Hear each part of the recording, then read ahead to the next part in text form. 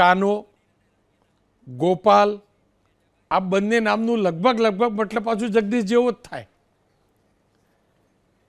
એટલે આપણને આ બધી આ માયા ખબર નહીં પડતી. અને માયા ગણવી, રાજનીતિ ગણવી કે શું ગણવી. એટલે મને લાગ્યું કે આ કાના અને ગોપાલવાળી વાત જગદીશને જ પૂછી લઉં. માફ કરજો, લાડમાં બોલું છું, જગદીશભાઈ મહેતાને જ પૂછી લઉં. ના ના રોનકભાઈ, તમારી વાત સાચી છે. હરી તારા નામ છે હજાર, ક્યાં નામે લખવી કંકોત્રી, બધી હરખા જ નામ છે. પણ અહીંયા જે મોરબીમાં થઈ રહ્યું છે શું છે રોનકભાઈ, ઇટ્સ એ એન્ટરટેનમેન્ટ. આ એક પ્રકારની મજાકિયા વસ્તુ થઈ ચૂકી છે.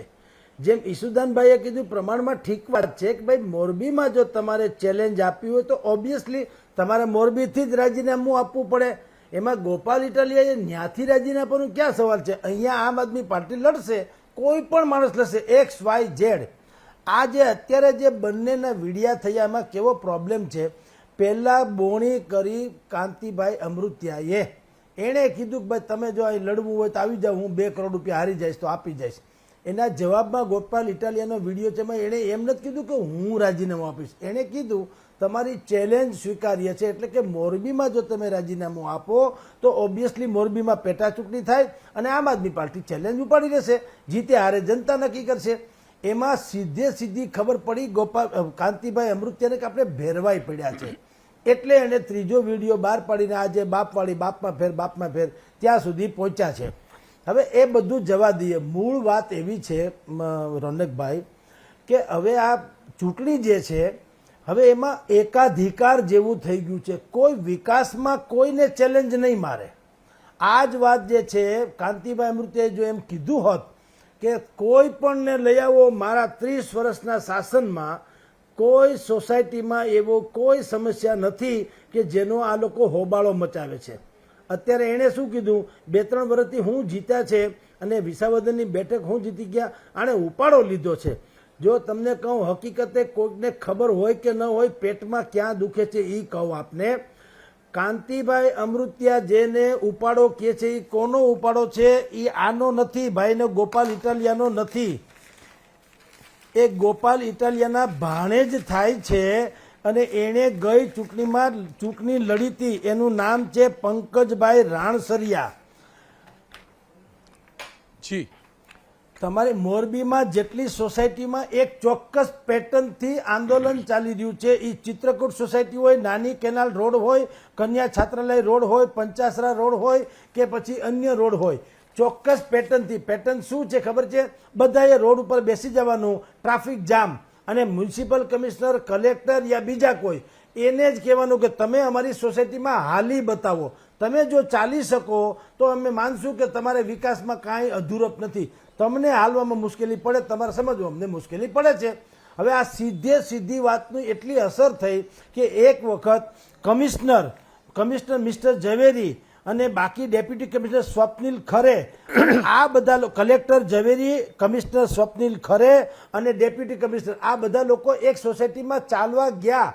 એમાં એને ખબર પડી કે બહુ મુશ્કેલી છે, ગોઠણ બૂટ પાણી ડૂબા, આપણા પગ ડૂબાડવા પડે એમ છે, મોજા પરળી ગયા, બૂટ પરળી ગયા. એટલે કમિશનર અને કલેક્ટરે on the spot A road ત્યાં બરફેસ કરીને રોડ સારો કરી દીધો.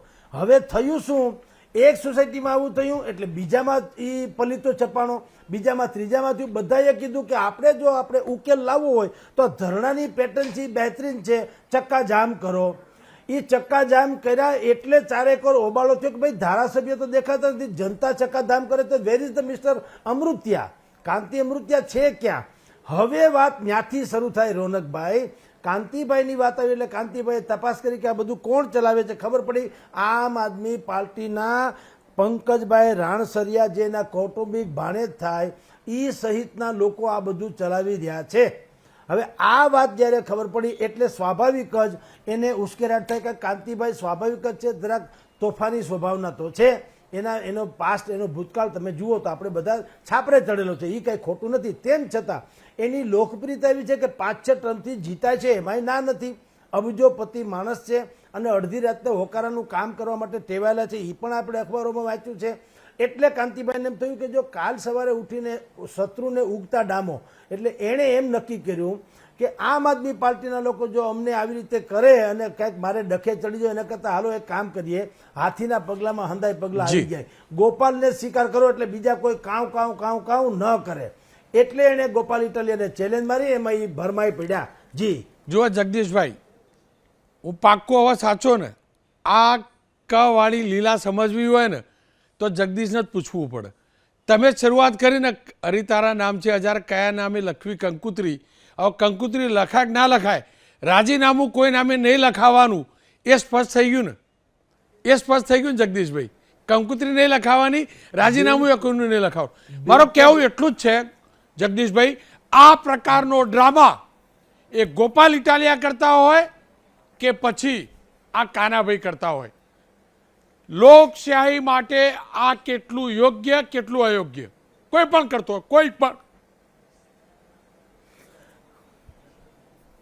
રોનકભાઈ, હું તમને બહુ મોટા આઈપીએસ કેડરના વ્યક્તિ અને કેબિનેટ દરજ્જાના મંત્રી આ બેયની એક કોમન વાત તમારા જવાબમાં કહું સાહેબ.